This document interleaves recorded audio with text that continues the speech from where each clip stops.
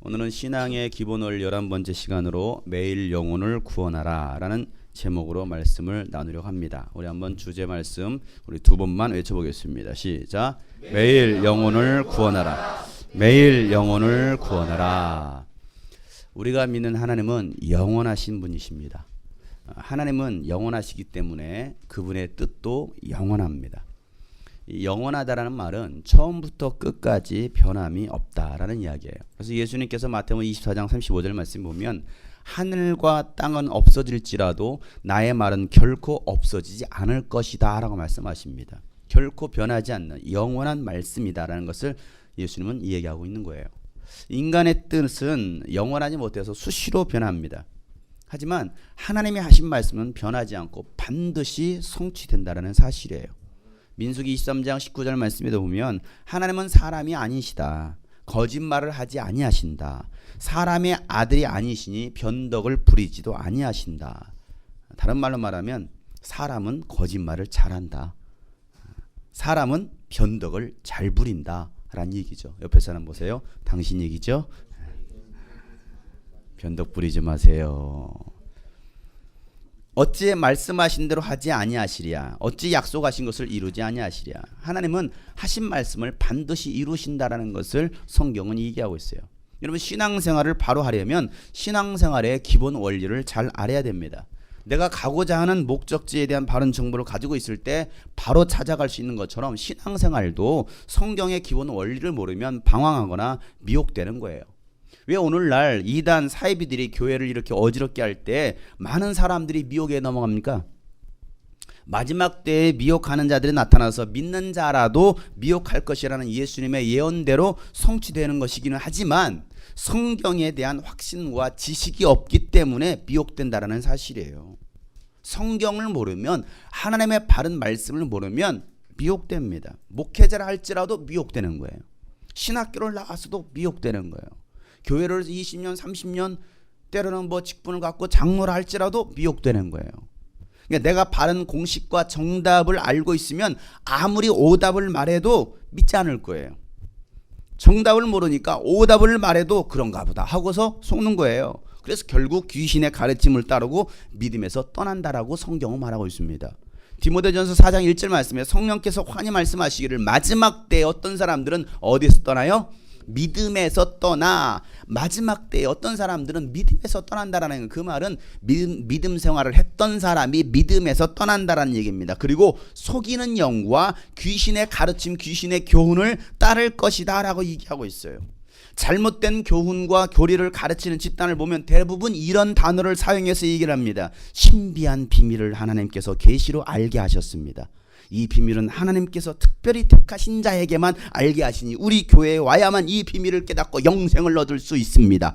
이 신비한 비밀이 궁금하지 않습니까? 궁금하나요? 궁금해요? 궁금하면 500원. 이런 말 자체가 사실 신비한 거예요. 이 교회 안 가면 구원 못 받을 것 같아요. 다른 교회는 다 거짓 목자가 지옥으로 끌고 가는 교회 같고 오직 이 교회만이 구원이 있을 것 같습니다. 이런 말이나 주장에 여러분 현혹되지 말아야 됩니다. 물론 하나님의 말씀은 비밀입니다. 아무나 깨달을 수 없는 말씀이에요. 그런데 비밀은 비밀인데 하나님의 비밀은 공개된 비밀이에요. 뭐라고요? 공개된 비밀. 비밀인가요? 비밀이에요. 비밀인데 공개된 비밀. 공개되었지만 그것을 깨닫지 못한다는 거예요. 하나님은 이미 성경을 통해서 비밀을 공개해 주셨습니다. 하나님께서 말씀하신 비밀은 무엇입니까? 영원 전부터 감추어 두었던 비밀인 하나님의 뜻은 무엇일까요? 바로 예수 그리스도이십니다. 예수 그리스도를 통한 영혼 구원과 그 일을 위해서 음부의 권세가 이기지 못하는 교회를 세워서 하나님의 뜻을 성취하는 것이 비밀이다라고 성경에서는 얘기하고 있어요. 마태복음 16장 18절 말씀에 예수님께서 말씀하시기를 너는 베드로라 나는 이 반석 위에다가 내 교회를 세우겠다. 주님의 교회를 세우겠다. 음부의 권세가 죽음의 문들이 그것을 이기지 못할 것이다 라고 말씀하십니다. 이 땅 위에 예수님께서 뭘 세우시겠다고요? 교회를 세우시겠다라고 말씀하십니다. 교회. 하나님의 뜻을 바로 알지 못하면 인간은 하나님이 아닌 다른 신들을 만들어냅니다. 사람을 신으로 만들어서 믿고 따르기도 합니다. 돈이라는 만몬신을 따라 살기도 합니다. 돈의 노예가 되어서 살아가게 합니다. 돈 때문에 사람을 죽이기도 하고 배신하기도 합니다. 하루 종일 돈 버는 일에 매여 살아가게 합니다. 영원한 것을 찾지 못하게 하고 결국 하나님과 멀어지게 하고 예배와 멀어지게 하고 교회 공동체와 멀어지게 하더라는 거예요. 하나님이 공개해 주신 비밀은 예수 그리스도를 통한 하나님의 뜻이 성취되는 거예요. 자, 에베소서 3장 3절부터 9절에 있는 말씀이죠. 하나님께서는 나에게 그 비밀을 계시로 알려주셨습니다. 그것은 내가 이미 간략하게 적은 바와 같습니다. 여러분이 그것을 읽어보면 내가 그리스도의 비밀을 어떻게 이해하고 있는지를 알게 될 것입니다. 지나간 다른 세대에서는 하나님께서 그 비밀을 사람의 아들들에게 알려주지 아니하셨는데 지금은 그분의 거룩한 사도와 예언자들에게 성령으로 계시하여 주셨습니다. 무엇으로 계시해 주셨다고요? 성령을 통해서 이미 하나님의 비밀을 계시해 주셨습니다. 그 비밀의 내용인즉 이방 사람들이 복음을 통하여 그리스도 예수 안에서 유대 사람들과 공동 상속자가 되고 함께 한 몸이 되고 약속을 함께 가지는 자가 되는 것입니다. 나는 이 복음을 섬기는 일꾼이 되었습니다. 내가 이렇게 된 것은 하나님께서 그분의 능력이 작용하는 대로 나에게 주신 그분의 은혜의 선물을 따른 것입니다. 하나님께서 모든 성도 가운데 지극히 작은 자보다 더 작은 나에게 이 은혜를 주셔서 그리스도의 헤아릴 수 없는 부유함을 이방 사람들에게 전하게 하시고 만물을 창조하신 하나님 안에 영원 전부터 감추어져 있는 비밀의 계획이 무엇인지를 모두에게 밝히게 하셨습니다. 자, 성경을 통해서 말씀해 주신 비밀의 내용에 대해서 오늘 이 에베소서에는요 정확하게 기록하고 있습니다. 그 비밀의 내용이 무엇입니까? 이방 사람들도 이방인들도 복음을 통하여 예수 그리스도 안에서 유대인들과 공동 상속자가 되어서 함께 한 몸이 되고 약속을 함께 가지는 자가 된다라는 사실이에요. 이건 말이 안 되는 거예요. 유대인들이 볼 때는 말이 안 되는 거예요. 어떻게 유대인과 이방인이 하나가 될 수 있습니까? 말이 안 되는 거죠. 공동 상속자란 말은 유대인이나 이방인이나 하나님 나라를 상속받을 수 있는 아들로 삼아 주시겠다라는 말씀이에요. 누구 때문에? 예수님 때문에. 그러니 여러분, 유대인들이 이것을 받아들일 수 있습니까? 받아들이기 어려운 거죠. 하나님께서 약속하신 땅을 함께 차지할 수 있게 된 것이 비밀이라는 것을 바울은 말하고 있는 거예요. 이게 바로 비밀이다. 바울은 이방인입니까? 유대인입니까? 유대인입니다. 일반 유대인입니까? 보통 유대인입니까? 특별한 유대인입니까? 아주 특별한 유대인이었습니다. 그는 바리새인 중에 바리새인이었고 율법으로는 흠이 없을 정도로 완벽남, 정통 종교인이었습니다. 이렇게 머리 꼬고 정통 종교인이었어요. 그런 그가 부활하신 예수를 만나고 성령을 받고 나니까 하나님께서 영원 전부터 숨겨두셨던 교회의 비밀을 깨닫게 된 거예요. 뭘 깨달았다고요? 교회의 비밀. 이 교회의 중심에는 누가 계시고요? 예수님이 계시고, 중심에 예수님이 계신 그 교회의 비밀은 바울은 깨달았습니다. 누가요? 유대인이었던 바울이. 유대인 외에는 구원받을 수 없고 하나님께서 택하신 이스라엘 백성 외에는 하나님의 복을, 아브라함의 복을 받을 수 없다라는 유대주의에서 벗어나서 이제는 이방인도 하나님께서 택하셨고 그들에게 복음을 전하라고 자신을 택하셨다라는 것은 하나님의 은혜의 선물이라고 바울은 감격하면서 고백하고 있는 내용이 바로 이 말씀이에요. 유대인 입에서 그런 말이 나온다는 건 상상할 수 없는 일이죠. 근데 바울은 그것을 정확하게 깨달았습니다. 교회가 뭐냐? 부활하신 예수님은 제자들에게 마지막 사명을 위임해 주시죠. 마태복음 28장 19절 20절 우리가 잘 아는 말씀입니다. 그러므로 너희는 가서 모든 민족을 제자로 삼아라. 자, 모든 민족을 제자로 삼으라는 거예요. 유대인이 아니었습니다. 이스라엘 백성이 아니었습니다. 모든 민족입니다. All nations입니다. 모든 민족을 제자로 삼으라는 거예요. 누구의 제자요? 예수님의 제자를 삼으라고 말씀하십니다.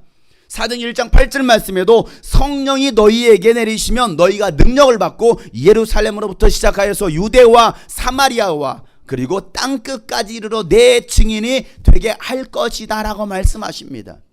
예루살렘을 중심으로 해서 점점점 사방으로 퍼져서 땅끝까지 예수의 증인 되게 하라는 것입니다. 모든 세계 열방에 예수 그리스도의 복음, 이방인까지도 예수 그리스도의 복음을 전하라는 그 사명을 예수님은 제자들에게 위임해 주고 계신다는 사실이에요. 이게 하나님의 뜻이었습니다. 하나님 아버지께서 아들 예수님에게 주신 뜻은 바로 영혼을 구원하는 것입니다. 요한복음 6장 38절 40절 말씀에 그것은 내가 내 뜻을 행하려고 하늘에서 내려온 것이 아니라 나를 보내신 분의 뜻을 행하려고 왔다. 나를 보내신 분의 뜻은 시작. 내게 주신 사람을 내가 한 사람도 잃어버리지 않고 마지막 날에 모두 살리는 일이다. 또한 아들을 보고 그를 믿는 사람은 누구든지 영생을 얻게 하는 것이 내 아버지의 뜻이다. 나는 마지막 날에 그들을 살릴 것이다. 하나님은 누구든지 예수님을 믿으면 영생을 얻게 하시겠다라는 거예요. 누구든지. 여러분, 이 누구든지에는요 저와 여러분도 포함되어 있습니다. 여러분이 개인적으로 싫어하는 사람도 포함되어 있다는 사실이에요. 슬프죠. 내가 싫어하는 사람도 예수님께서 말씀하셨던 그 누구든지에는 포함되어 있다는 것입니다. 거기에는 악한 자도 포함되어 있습니다. 거기는요 살인범도 포함되어 있습니다.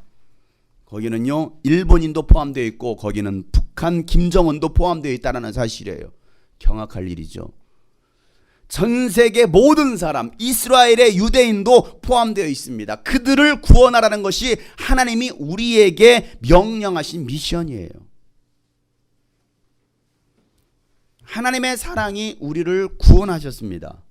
예수님의 십자가의 사랑이 우리의 죄를 사했습니다. 나의 노력이나 행위나 공로로 천국 갈 수 있게 된 것이 아닙니다. 전적인 하나님의 사랑이 우리를 구원했다라는 사실이에요. 그러면 이제 우리가 어떻게 살아가야 될까? 날 위해 죽으시고 다시 사신 예수님을 위해서, 아니 하나님의 뜻을 위해서 살아가야 되지 않겠습니까? 그래서 바울은 그 은혜를 알고 이렇게 고백하죠. 고린도후서 5장 15절 말씀에 그리스도께서 모든 사람을 위하여 죽으신 것은 이제부터는 살아있는 사람들이 자기 자신들을 위하여 살아가도록 하려는 것이 아니라 살아있는 자들이 자기 자신을 위해서, 자신의 육체를 위해서 살아가도록 예수님께서 죽으셨다가 부활한 것이 아니라는 것입니다. 자기들을 위하여서 죽으셨다가 살아나신 그분 예수님을 위하여 살아가도록 하려는 것이다라고 얘기하고 있는 거예요. 희생의 가치를 안 사람은요 함부로 살지 않습니다. 함부로 행동하지 않습니다. 함부로 삶을 낭비하지 않습니다. 왜? 나를 살려준 분이 있는데, 나를 대신해서 죽으신 분이 계시는데 어떻게 그렇게 삽니까? 그 은혜를 안다면, 내가 부모의 은혜를 안다면 어떻게 부모에게 불효하겠습니까? 여러분에게 예수님의 십자가의 사랑이 정말 가치 있게 다가왔다면 삶의 전부를 주께 드려도 후회하지 않을 거예요. 그런데 왜 그렇게 우리가 하지 않을까요? 그 주님의 사랑이 내 안에 들어와 있지 않은 거예요. 깊숙이 박혀 있지 않은 거예요. 여러분의 삶의 중심은 무엇입니까? 여러분은 무엇을 위해 살아가십니까? 무엇을 위해 돈을 벌고 무엇을 위해서 공부를 하고 무엇을 위해서 하루하루 살아가십니까? 여러분의 삶의 중심에 예수님은 몇 %를 차지하고 있습니까? 예수님의 사명을 감당하기 위해서 여러분은 몇 %를 투자하고 계십니까? 오늘 우리가 우리 자신에게 질문해 볼 이야기예요.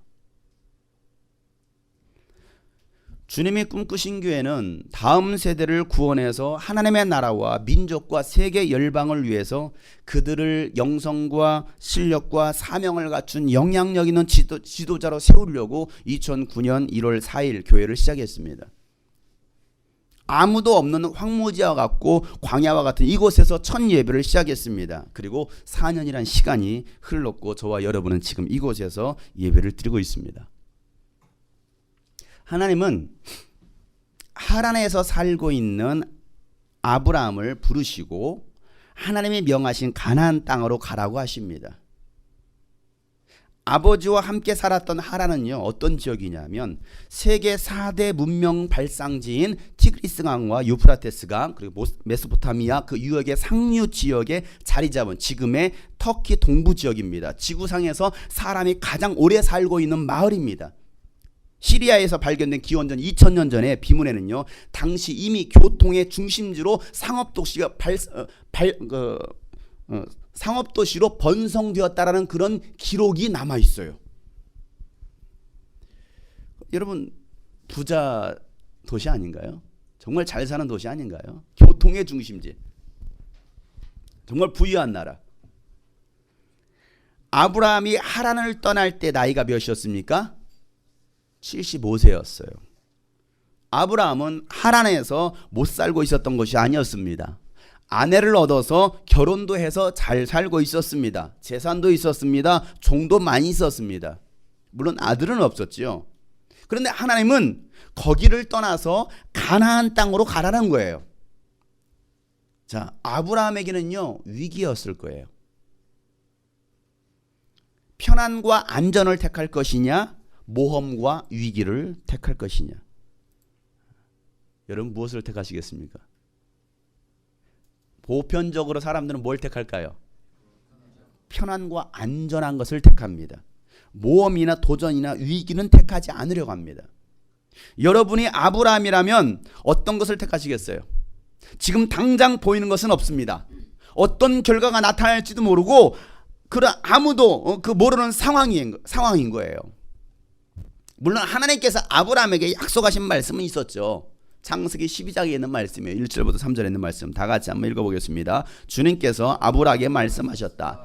너는 내가 살고 있는 땅과 네가 난 곳과 너의 아버지의 집을 떠나서 내가 보여주는 땅으로 가거라. 내가 너로 큰 민족이 되게 하고 너에게 복을 주어서 내가 크게 이름을 떨치게 하겠다. 너는 복의 근원이 될 것이다. 너를 축복하는 사람에게는 내가 복을 베풀고 너를 저주하는 사람에게는 내가 저주를 내릴 것이다. 땅에 사는 모든 민족이 너로 말미암아 복을 받을 것이다. 여러분, 하나님께서 아브라함에게 이런 말씀을 해주셨지만 아브라함에게는요, 쉬운 결단이 아니었을 거예요.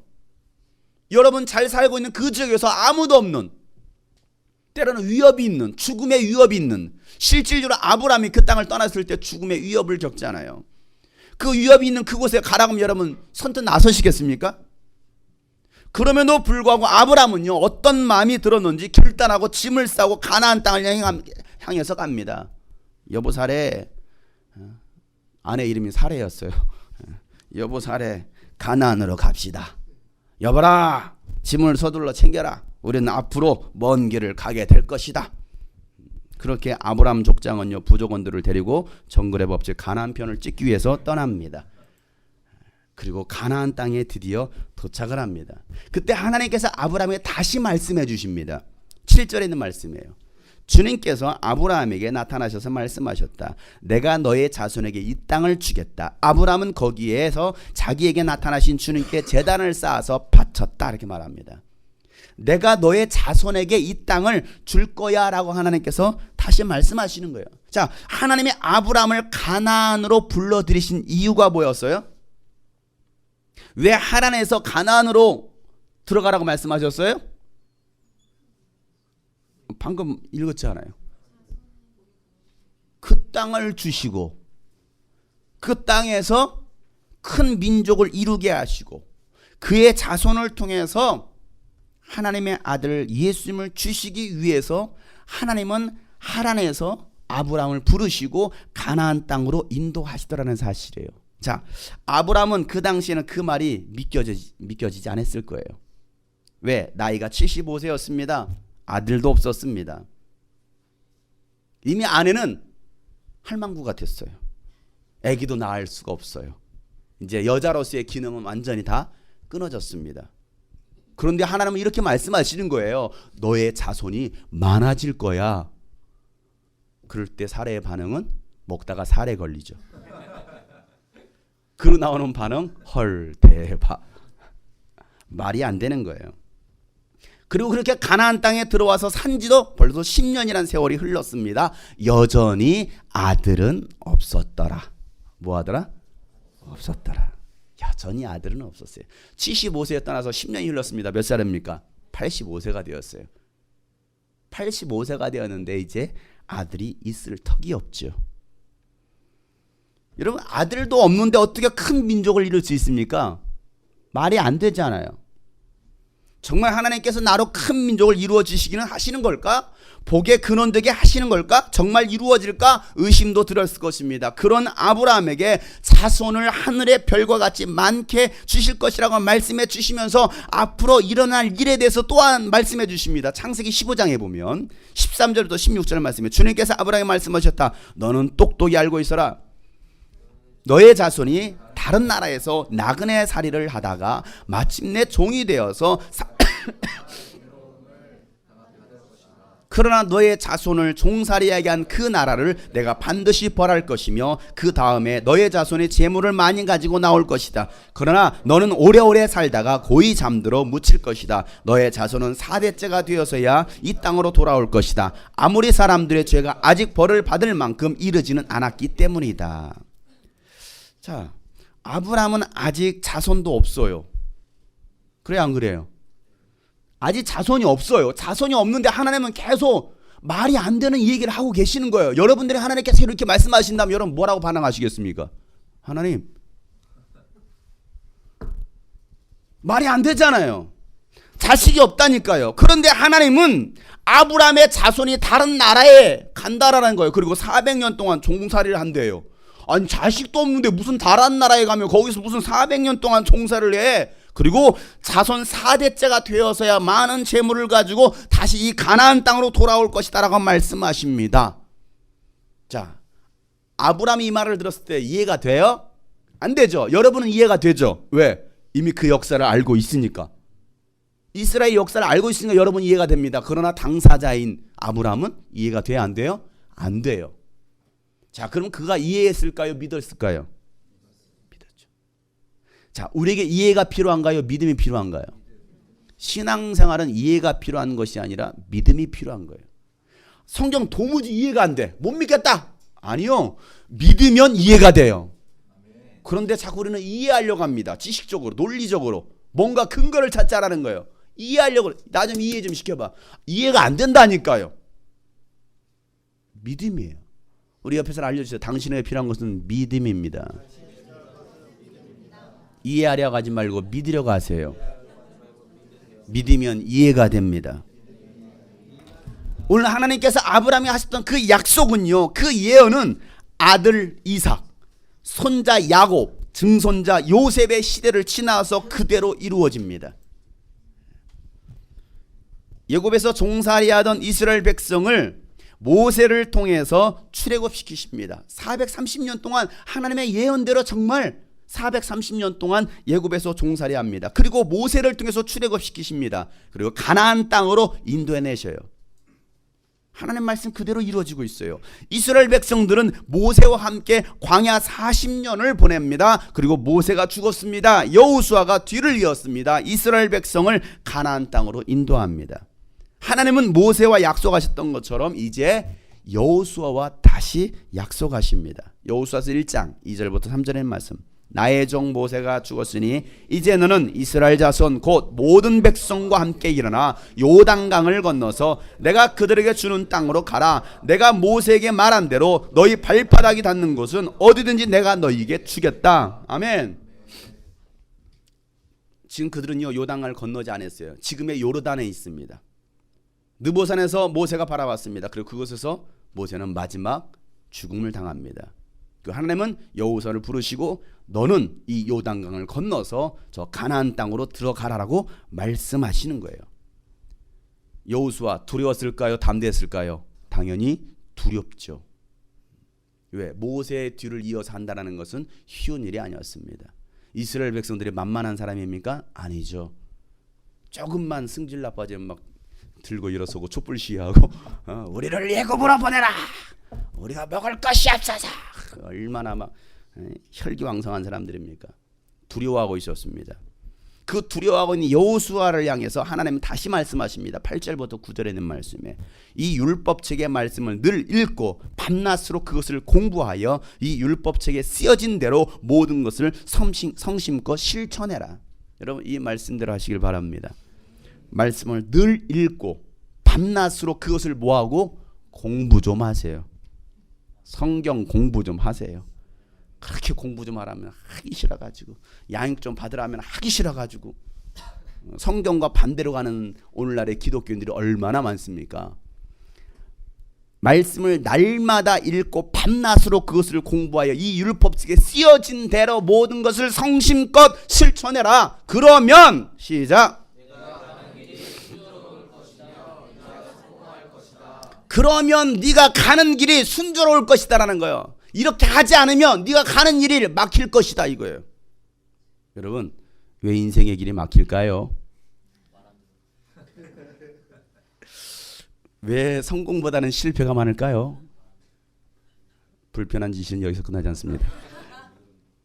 내가 너에게 굳세고 용감하라고 명하지 않았느냐? 하나님께서 야 굳세고 용감해라 담대하라 말씀하셨어요. 그런데 여전히 여호수아는 두려워 떨고 있는 거예요. 그러니까 하나님께서 억양을 좀 높이시죠. 내가 너에게 굳세고 용감하라고 명하지 않았느냐? 이거예요. 너는 두려워하거나 낙담하지 말아라. 내가 어디로 가든지 너의 주 나 하나님이 함께 하겠다라고 말씀하십니다. 너는 두려워하지 마. 낙심하지 마. 따라서 합시다. 두려워하지 말자. 낙담하지 말자. 굳세고 용감하자. 하나님의 말씀을 붙들었던 여호수아와 이스라엘 백성은요 서로 격려하고 하나님의 말씀과 지도자 여호수아의 말에 복종하면서 가나안 땅을 향하여서 전진합니다. 드디어 요단강을 밟습니다. 요단강이 갈라졌습니다. 그리고 그들은 그 요단강을 건넜습니다. 여리고 성에 도착했을 때에 이스라엘 백성들은 하나님의 방법대로 하루에 한 바퀴씩 돌고 그 다음 날에도 마지막 7째 날이 되었을 때 7바퀴를 돌고 성이 무너졌도다라고 소리를 치자 성이 무너졌습니다. 그렇게 이스라엘 백성들은 하나님의 주시고자 하셨던 그 가나안 땅을 하나하나 차지하기 시작했습니다. 지금도 이스라엘 백성들은요 그 땅을 차지하기 위해서 지금도 치열하게 전투하고 있어요. 지금도. 왜? 하나님이 이 땅을 주신다고 하셨잖아요. 그런데 지금 이스라엘이 완벽하게 이스라엘 땅이 되지 않았거든요. 그러니 여전히 그 땅을 차지하기 위해서 그들은 전쟁을 하고 있어요. 왜? 이 말씀이 하나님이 우리에게 이 땅을 주신다고 약속하셨으니까.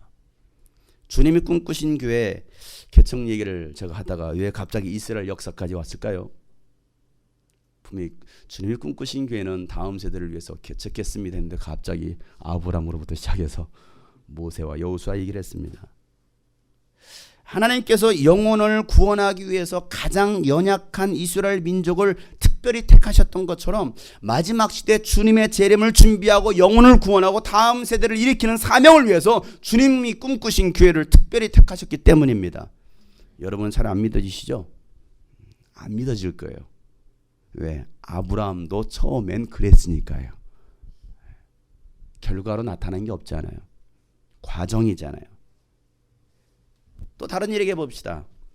12제자를 부르셨습니다. 그리고 그들에게 예수님께서 말씀하십니다. 내가 너로 사람을 낚는 어부가 되게 할 것이다.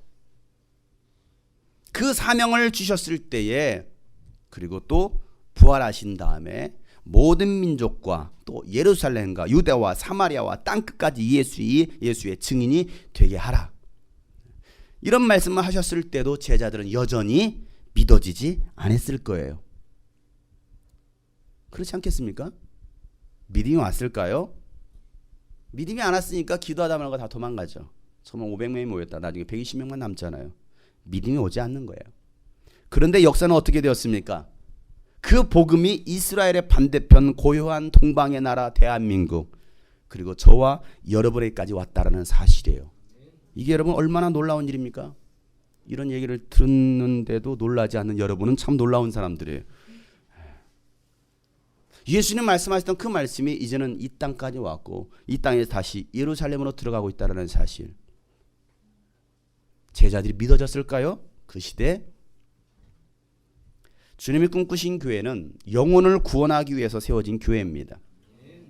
어린이는 예수님의 보물입니다. 청소년 청년은 이 땅과 교회의 소망입니다. 어른들은 다음 세대들의 희망입니다. 교회는 갈수록 어려워지고 있습니다. 전도가 안 되고 있습니다. 다음 세대들이 교회를 떠나고 찾아오지도 않습니다. 교회마다 다음 세대를 일으켜야 된다고 하지만 정작 그들을 위해서 투자하지 못합니다. 사랑해 주지 못하고 있습니다. 이렇게 가다간 10년 뒤에 20년 뒤에 한국 교회는 다 문을 닫아야 될 것입니다. 아니 노인들로 가득한 박물관 교회가 되고 말 것이라는 사실입니다. 100년 전에 대한민국 이 땅에 수십만 명 이곳에서 예배를 드렸대. 박물관 교회로 남겠죠. 누가 다음 세대를 구할 수 있을까요? 바로 저와 여러분이 해야 됩니다. 누가 합니까? 어느 교회가 합니까? 그 일을 위해서 주님이 꿈꾸신 교회를 세웠고 저와 여러분을 부르셨다는 사실이에요. 안 믿기죠. 안 믿기죠, 당연히. 왜? 하나님은 저에게 먼저 약속하셨으니까. 하나님은 아브라함에게 먼저 약속하셨으니까. 주님이 꿈꾸신 교회는 안양에 있는 지역교회가 아닙니다. 민족과 세계 열방을 품는 교회입니다. 이미 지역을 초월해서 주님이 꿈꾸신 교회로 성도들이 모이고 있습니다. 한국을 넘어서 세계 곳곳에서 주님이 꿈꾸신 교회 예배를 영상으로 함께하고 있습니다.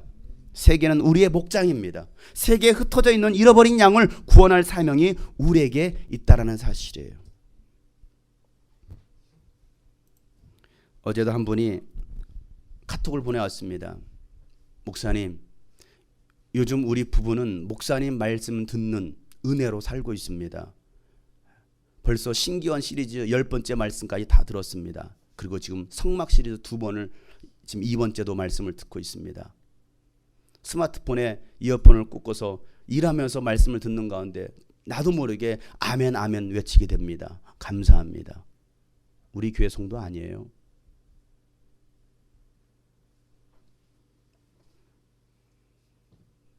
그리고 이번 주일 말씀도 빨리 올려주세요.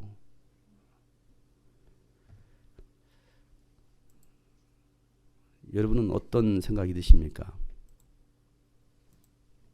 영혼 구원 사역을 더 효율적으로 감당하기 위해서 우리에게 필요한 것이 바로 건물이었습니다. 이미 주님이 꿈꾸신 교회는 작은 교회이지만 큰 교회도 감당하기 힘든 일들을 감당해 오고 있습니다. 매년 수천 명이 참여하고 수백 개 교회를 섬기는 유스비전 캠프를 우리 교회 성도들이 몇몇 되지 않지만 여러분들이 감사함으로 섬기고 있습니다. 이렇게 30평 되는 이 좁은 공간에서 수많은 일들이 일어나는 것 자체가 사실은 기적이라는 것이죠. 아직도 주님이 꿈꾸신 교회와 유스비전의 손길이 필요한 곳이 세상에는 너무나 많습니다. 이제는 세계 열방으로 우리가 가진 복음을 들고 나아가야 됩니다. 주님 오실 날이 멀지 않았기 때문에 그래요. 때를 얻든지 못 얻든지 영혼을 구원하는 일을 우리가 미쳐야 되겠습니다. 다음 세대를 실력과 영성과 사명을 갖춘 영향력 있는 지도자로 세울 수 있도록 우리에게 필요한 것이 바로 그 훈련센터라는 사실이에요. 모두가 작년 사역을 위해서 투자하고 건물을 지을 때 우리는 다른 교회가 하지 않는 다음 세대를 품고 그들을 세계 열방으로 보낼 선교센터를 세워갈 것입니다. 모두가 안 된다라고 말을 합니다. 작은 교회가 어떻게 그렇게 큰 자금 15억이라는 돈을 마련해서 할 수 있느냐라고 불가능하답니다. 그렇습니다. 불가능합니다. 제가 생각해도 불가능합니다. 아브라함도 그랬을 것입니다. 모세도 그랬습니다. 여호수아도 그랬습니다. 마리아도 그랬습니다. 베드로도 그랬습니다. 그런데 하나님이 하시면 가능합니다. 하나님의 뜻이면 막을 수 없다라는 사실입니다. 누가 그 일의 주인공으로 쓰임 받을 수 있겠느냐는 것이죠. 마가복음 10장 27절 말씀, 예수님께서 그들을 눈여겨보시면서 말씀하시죠. 사람에게는 불가능하지만 하나님에게는 그렇지 않다. 하나님께는 모든 일이 가능하다라고 말씀하십니다. 사람은 불가능해요. 그러나 하나님은 모든 일에 가능하다. 여러분, 이게 믿음이 오나요? 잘 안 오죠. 왜? 지금 당장 잡힌 게 없으니까. 여러분, 어차피 인간의 생각으로는 계산이 안 되는 싸움입니다. 다윗과 골리앗과의 싸움입니다.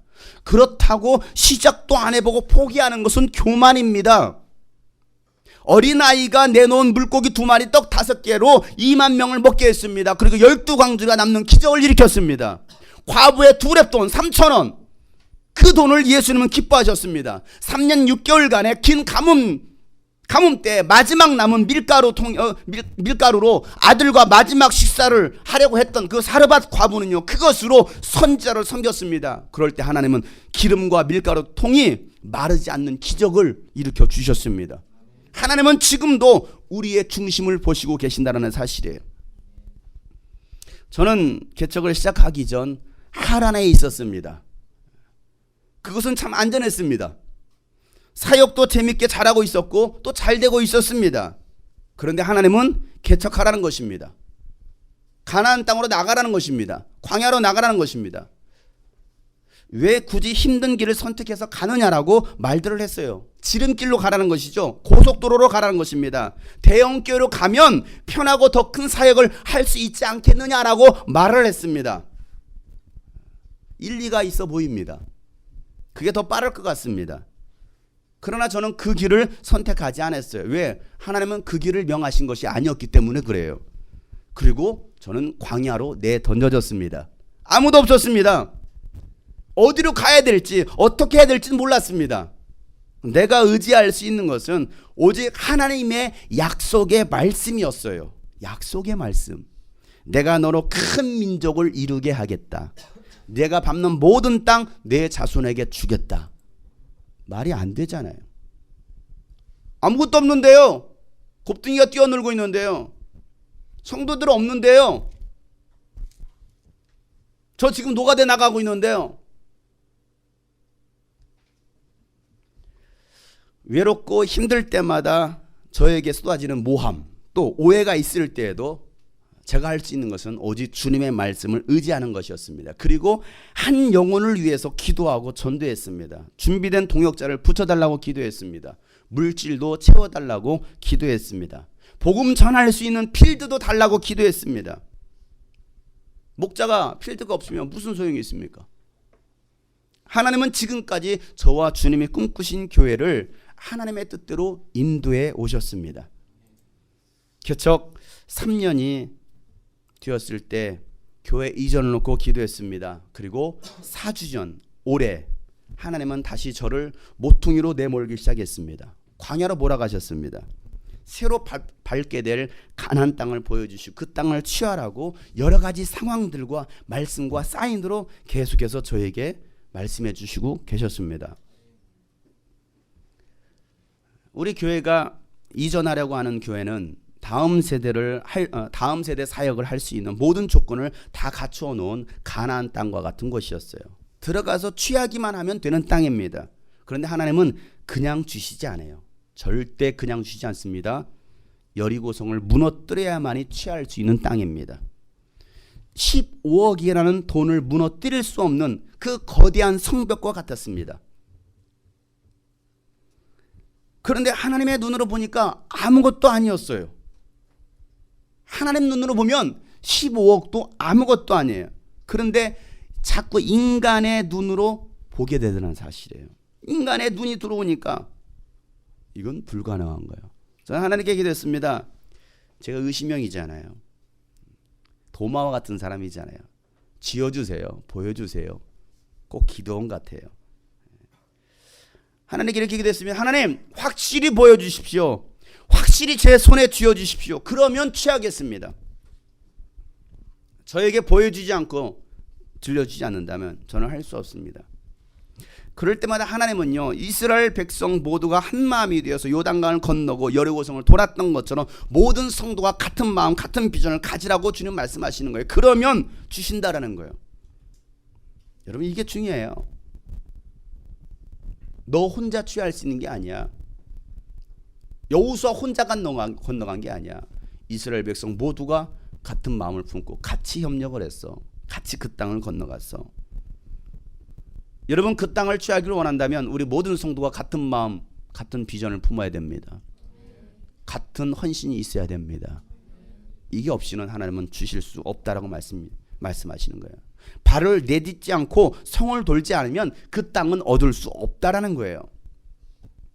아직 해결되지 않은 문제를 가지고 이스라엘 선교 일정이 올랐습니다. 12시간 30분의 비행을 마치고 드디어 이스라엘 텔아비브 공항에 도착을 했습니다.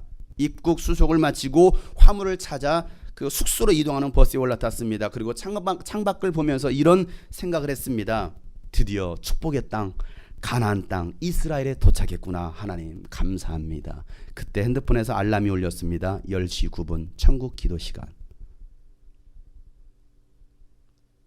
정확하게 그 시간 10시 9분 천국 기도 시간.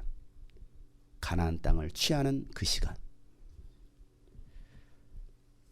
우리 교회는 오전 오후 10시 9분에 알람 맞춰놓고 전 교인이 기도하는 시간을 정해놓았습니다. 기도하고 계신가요? 알람이 울리고 있나요? 알람만이라도 울려달라고 했잖아요.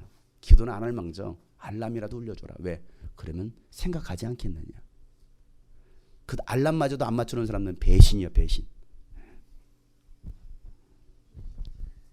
이스라엘에 도착했을 때 정확하게 10시 9분 가나안 땅을 달라고 기도하는 그 시간에 알람이 울렸습니다.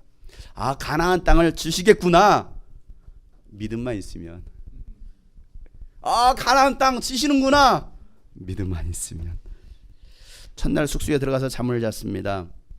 그리고 둘째 날부터 세계 선교의 시작점이었던 가이사랴를 시작으로 선교 일정을 시작했습니다. 그리고 가이사랴 그 원형 경기장에 들어갔을 때에 함께 동행한 이상 목사님은 저를 지목하시고, 장 목사님, 저희 앞에 있는 무대에 올라가서 찬양 좀 하세요. 그때 저는 혼자 나갈 수 없어서, 저는 쑥스럽잖아요. 부끄러움이 많잖아요.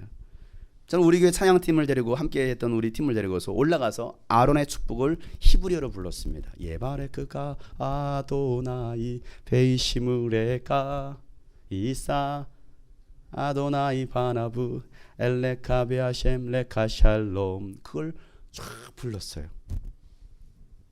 그 원형 경기장은요, 조수미가 와서 콘서트를 했던 곳입니다. 실제로 거기서는 콘서트가 진행되는 곳이에요. 그 무대에 올라가서 조수미가 아닌 장용성과 그의 일당들이 엘레카비아셴 레카샬롬 찬양을 했습니다. 찬양을 마치고 내려오는데 2년 전 제가 그곳에 있었습니다. 혜림이와 함께 있었습니다. 그리고 제가 혜림에게 했던 말이 생각이 났습니다. 혜림아, 언젠가 이곳에 유스비전 찬양팀이 와서 집회를 하게 될 거야. 이곳에서 찬양을 하게 될 거야. 그리고 2년이 지난 그 자리에 유스비전 찬양팀과 함께 작은 콘서트를 한 것이에요. 찬양이 끝나자 그곳에 있었던 관광객들이 박수를 칩니다. 오! 둘째 날 모든 일정을 마치고 저녁 8시에 함께한 선교팀 일행들과 함께 오게 된 배경 또 소감을 나누는 시간을 가졌습니다. 제 차례가 되었습니다. 제가 오게 된 소감을 말하면서 하나님은 지금까지 어떻게 일하셨는지를 제가 짧게 간증했습니다. 그리고 제 나눔이 끝나자마자 이상 목사님이 하시는 말씀이, 여러분, 제가 할 얘기가 있습니다. 이 목사님은 지금 이곳에 오실 분이 아닙니다. 좀 무슨 말인가 했어요. 이 목사님 지금 이곳에 오실 분이 아닙니다. 여러분, 기도해 줘야 됩니다. 주님이 꿈꾸신 교회는 지금 이전을 준비하고 있습니다. 융자 8억과 나머지 6억이 있어야 교회를 이전할 수 있는데 저 교회는 작은 교회입니다. 그런데 아주 귀한 사역을 감당하고 있는 교회입니다. 지금 이 시간 교회 이전이 하나님의 뜻 안에서 잘 이루어질 수 있도록 기도해 줍시다. 그리고 다 함께 그 시간에 우리 교회를 위해서 기도해 주는 시간을 가졌습니다. 어디에서요? 이스라엘 가나안 땅에서. 이스라엘 가나안 땅에서 주님이 꿈꾸신 교회 이전을 위해서 다 함께 기도했다라는 사실이 놀라운 거예요. 가이사랴를 지나서 갈릴리로 그리고 예루살렘으로 들어와서 예수님이 잡혀 죽으신 날 우린 그 땅을 밟으며 기도를 하고 주님의 마음을 가지기 시작했습니다. 부활주일은 정원무덤교회 앞에서 한국인 최초로 예수님의 부활을 예배했습니다. 그리고 그 다음 날 우린 유대 광야를 지나 여리고로 들어갔습니다.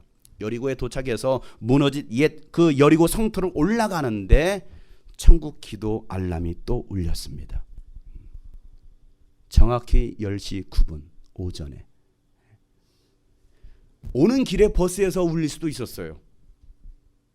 아니, 내리자마자 울릴 수도 있었을 것입니다. 그런데 왜 하필이면 그 성벽을 올랐을 때, 그 성터를 올랐을 때, 그리고 이곳이 바로 여리고성이 무너진 곳입니다 라고 할 때 10시 9분 천국 기도가 울리더라는 거예요.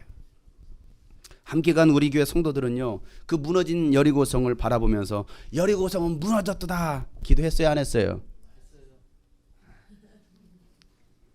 어쩜 그렇게 하나님은 정확하신지, 여러분, 그런 우연을 만들라 해도 만들기 쉽지 않을 거예요. 프로그램 제가 짠 것도 아니었어요. 장세호 목사님 짰습니다. 성이 같다고 제가 짜고 한 거 아니에요. 하나님은 분명 우리에게 영혼을 구원하고 큰 민족을 이룰 수 있도록 가나안 땅을 허락하시고 계십니다.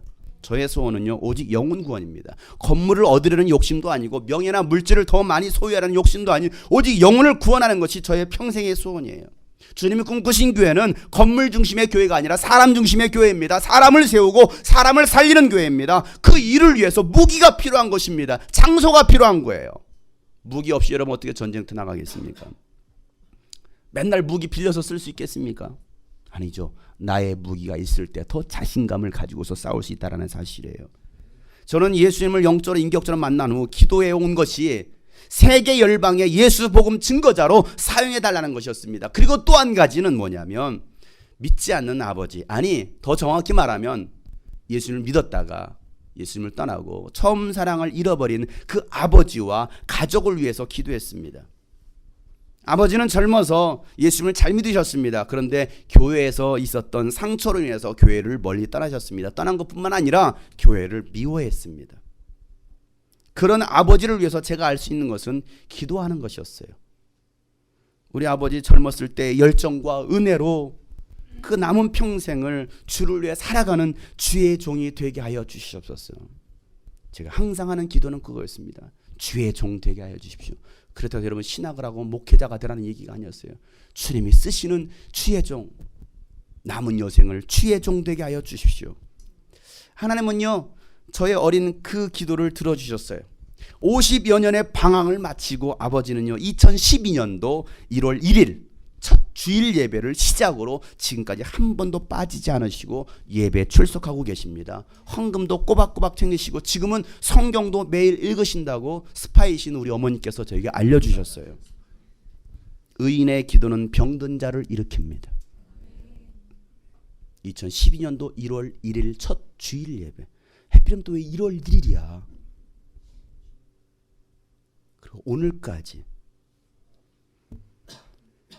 하나님은 정확하게 그 기도를 듣고 계셨어요. 그리고 늘 부모님께 제가 했던 말이 있습니다. 엄마, 아빠, 제가 이 다음에 꼭 성지순례 시켜드리겠습니다. 그 약속을 이번에 지킬 수 있었습니다. 그것도 고난주간과 부활주일에 예수님이 걸으시고 죽으신 그 이스라엘 예루살렘 그 현장에 저와 부모님이 나란히 걷고 서 있었습니다. 저희 아버지는요, 그 예수님 십자가 지시고 걸으시던 그 길을 어머니의 손을 꼭 잡고 걸으시고 십자가에 달려 죽으신 그 골고다 언덕 무덤교회에서 십자가에 달리신 예수님을 바라보고 계셨습니다. 그 모습을 제가 앞에서 지켜보는데 너무나 감동이 되고 감사가 된 거예요. 그래서 카메라를 찍었어요. 스마트폰으로 막 찍었어요. 와, 막 눈물이 나오는 걸 참았습니다. 왜? 어떻게 내가 이 자리에 같이 우리 부모님과 있을 수 있지? 그것도 고난주간에 이 예루살렘 땅에. 저의 소원이자 기도 제목이었던 노년 때라도 처음 사랑을 회복하고 주님을 위해 살다가 주님 품에 안길 수 있는 주의 종이 되게 해달라는 그 기도를 하나님은 들으시고 거동하기도 힘드신 아버지를 이스라엘 땅으로 부르시고 그 땅에서 기도하게 하시고 부활하신 예수님을 예배하게 하시고 그 땅을 품으면서 선교하게 하셨다라는 것은 저의 평생의 간증이 될 거예요. 같이 가셨던 분들은 지켜봐서 하실 거예요. 사랑하는 여러분, 영혼을 위해서 기도하고 계십니까? 아직 믿지 않는 부모, 형제, 가족이 있습니까? 끝까지 포기하지 말고 기도하시길 바랍니다. 낙심하지 말고 믿음을 놓지 말길 바랍니다. 하나님은 내가 의심만 하지 않는다면 언젠가는 응답해 주십니다. 언젠가는 지금 당장이 아니에요. 언젠가는 그 믿음이 찼을 때. 38년 된 병자, 38년 동안 누군가 도와주기를 바라고 병고침을 바랬던 그 베데스다 연못가의 병자처럼 50년이란 긴 방황을 끝내고 주님을 찾았고 구원받은 우리 아버지, 나의 아버지 말이에요. 우리는 여러분이 아니죠. 나의 아버지. 이스라엘 땅에서의 마지막 날 이런 간증을 하십니다. 그래서 이 간증을 어젯밤 새벽 1시부터 오늘 아침 8시까지 만들었어요. 준비한 영상을 한번 보도록 하겠습니다. 이곳은 베데스다 연못입니다. 38년 된 병자가 물의 동함을 구하며 병 낫기를 간구했던 이 현장입니다. 그때 예수님께서 38년 된 병자에게 내가 낫기를 원하느냐라고 물었을 때에 누가 나를 도와주는 사람이 없어서 내가 이 자리에 있습니다라고 이야기를 합니다. 그때 예수님께서 내 자리를 들고 일어나 걸어가라. 그 주님의 말씀을 듣고 그 모든 병에서 고침을 받았습니다. 우리가 찾는 것이 무엇입니까? 오랜 세월 38년 동안 세상의 방법들을 다 의지하고 방황하던 세월을 그치고 예수님을 만나니 그 인생이 달라졌습니다. 우리가 오직 주님을 바라보고 주님을 의지할 때 우리가 가지고 있는 모든 인생의 문제들이 해결받을 줄로 믿습니다. 여러분의 소원은 무엇입니까? 여러분은 누굴 찾고 있습니까? 예수님을 찾으시길 바랍니다.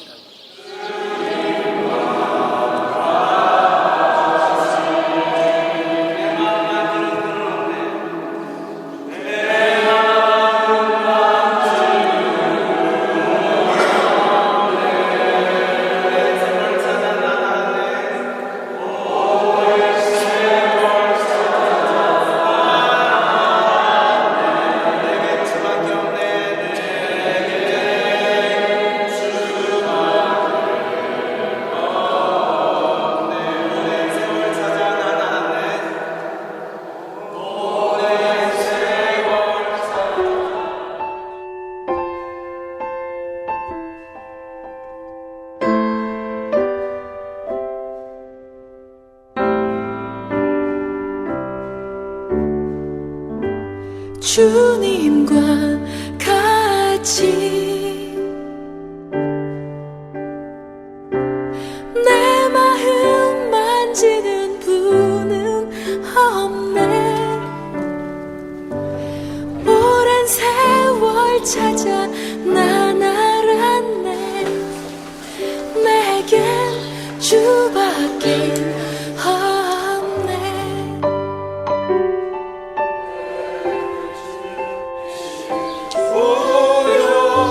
주님과 같이 내 마음 만지는 분은 없네. 오랜 세월 찾아 난 알았네. 내겐 주밖에. 지금 예루살렘 길 걷고 있는데 기분이 어떠세요? 기분이 좋습니다. 다시 올 수 없는 길 같아요. 주 손길 치료하네.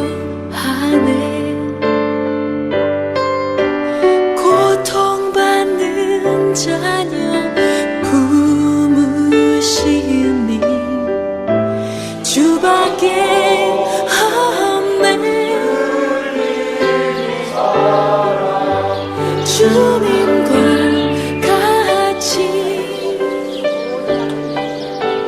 주님과 깊은 곳에 예수 그리스도의 십자가의 사랑이 뜨거워짐으로 말미암아 주님 가신 그 길을 따라갈 수 있는 제자의 삶이 우리 가운데 있게 하여 주시옵소서.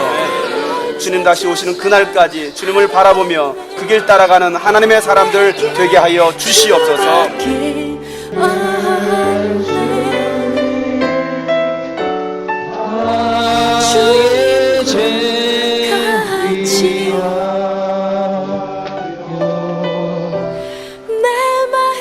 만지는 분은 없네. 오랜 세월 찾아 난 알았네. 내겐 주밖에 없네. 이런 기억이 오랫동안 계속될 것 같고 아마 제가 죽을 때까지는 잊지 못할 그런 그 추억으로 남을 여행이 될 것 같습니다. 한 가지 더 부탁 말씀을 드리는 것은 장영성 목사를 여러분께서 좀 저희 그 6남매 중에는 눈물겹게 아마 혼자서 그 외로움을 달래면서 공부를 했습니다. 그런 것이 하나님께서 이쁘게 보셔서 능력을 주신 것 같고 여러분이 그 기도해 주시리라고 믿습니다만 베드로와 같은 그런 정말 사람의 영혼을 낚는 그런 목자가 되기를 간절히 바랍니다. 말씀을 드립니다. 감사합니다. 오랜 세월 찾아 난 알았네. 내겐 주밖에 없네.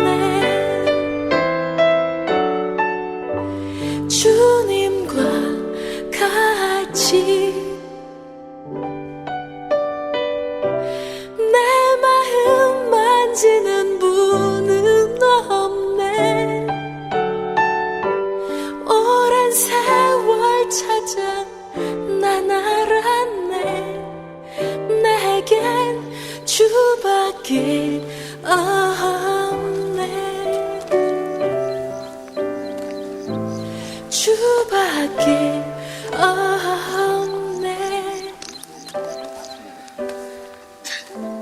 주밖에 베드로와 같은 그런 정말 사람의 영혼을 낚는 없네. 그런 목자가 되기를 간절히 바랍니다.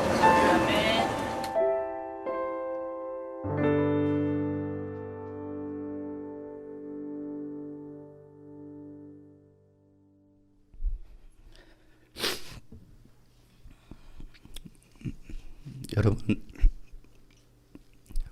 무엇을 위해서 기도하고 계십니까? 하루하루 무엇을 위해서 사시고 계십니까? 무엇 때문에 근심하고 아파하고 계십니까? 영혼 때문입니까? 아니면 육신의 문제로 힘들어하고 계십니까? 여러분은 무엇을 위해서 눈물을 흘리십니까? 돈 때문입니까? 자식 때문입니까? 아니면 믿지 않는 영혼과 하나님의 나라를 위해서 눈물을 흘리십니까? 십자가에 달리신 예수님은 울고 있는 여인들을 향하여 여인아 나를 위해서 울지 말고 죽어가고 있는 너의 자녀들을 위하여 울라.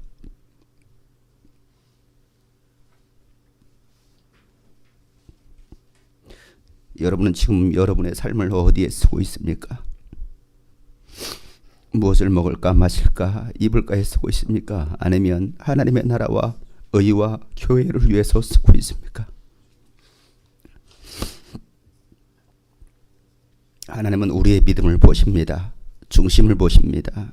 행함이 없는 믿음은 죽은 믿음입니다. 영혼 구원을 위해서 우리가 살아야 됩니다.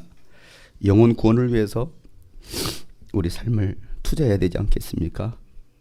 영혼 구원을 위해서 내 가장 귀한 것을 주님께 드려야 되지 않겠습니까? 예수님께서 마가복음 10장에 보면 내가 진정으로 너에게 말한다. 나를 위하여 또 복음을 위하여 집이나 형제나 자매나 어머니나 아버지나 자녀나 논밭을 버린 사람은 지금 이 세상에서는 박해도 받겠지만 집과 형제와 자매와 어머니와 자녀와 논밭을 100배나 받을 것이고 오는 세상에서는 영원한 생명을 받을 것이다. 그러나 첫째가 꼴찌가 되고 꼴찌가 첫째 되는 사람이 많을 것이다. 다 같이 오늘 말씀 묵상하시며 기도하실 때 하나님, 나의 평생의 소원 영혼 구원입니다. 하나님, 살아도 죽어도 먹어도 무슨 일을 하더라도 영혼 구원을 위해서 나의 평생 나의 삶을 드리게 하여 주옵소서. 내가 소중하다라고 여겼던 그 모든 것들 정말 영혼 구원을 위해서 나의 삶을 드리게 하여 주옵소서. 지금 당장 믿겨지지 않습니까? 아브라함이 그랬습니다. 제자들도 그랬습니다. 그러나 주님 말씀 의지하여 끝까지 달려가면 하나님은 그 땅을 주십니다. 우리 다 같이 오늘 말씀 묵상하며 다 같이 동성으로 기도하시겠습니다. 거룩하신 아버지,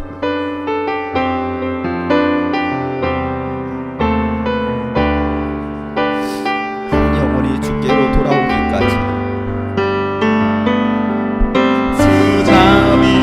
땅같이 흐르고 주 손길 치료하네.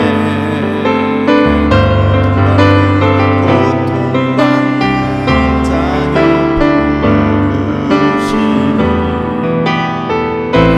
주밖에 없네.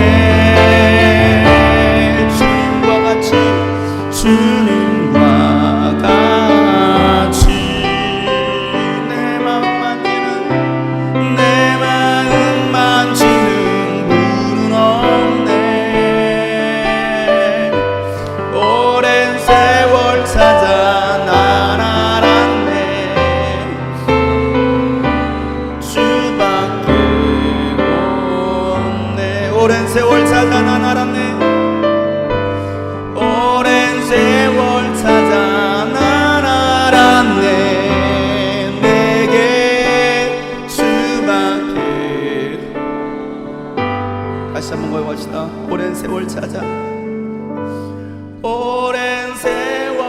찾아 난 알았네 내겐 주밖에 없네. 그렇습니다. 주님, 우리가 주님을 알지 못한 채 오랜 세월 방황하다가 이제 그 방황의 끝을 맺고 주님 앞에 나왔습니다. 하나님, 그 은혜를 아는 자들은 그 은혜를 위해서 살아갈 줄도 압니다. 하나님, 주님의 평생 소원인 영혼을 사랑하고 영혼을 구원하는 일에 우리가 목숨 걸게 하여 주시옵소서. 날마다 영혼 구원에 힘쓰는 우리 모든 하나님의 사람들 되게 하여 주시옵소서. 주님의 소원은 오직 영혼 구원입니다. 우리가 밥을 먹어도 잠을 자도 또 공부를 하는 것도 돈을 버는 것도 하나님 영혼 구원을 위해서 한다는 것을 우리가 잊지 않게 도와주시고, 주님이 나를 구원하셨던 그 은혜를 기억하고 그 은혜를 이제는 나눌 수 있는 우리 모든 하나님의 사람들 되게 하여 주시옵소서. 이제는 우리 구주 예수 그리스도의 은혜와 하나님 아버지의 놀랍고도 지극하신 사랑과 성령님의 감화 감동 교통 충만하심이 오늘 말씀처럼 날마다 영혼을 구원하며 살기로 작정한 모든 심령들과 또 영상을 통해서 예배하는 모든 심령들 머리 위에 이제부터 영원토록 함께 하시기를 간절히 축복하며 기도하옵나이다.